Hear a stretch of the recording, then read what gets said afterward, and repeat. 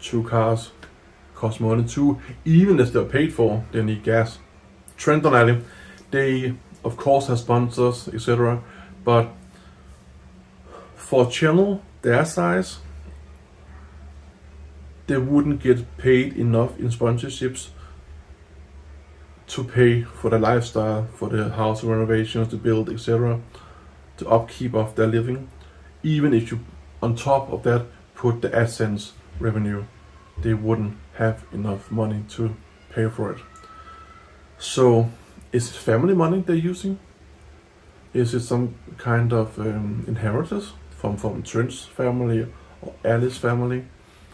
Did they loan the money from their families or friends?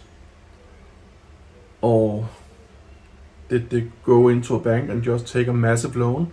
Could it be a joint venture?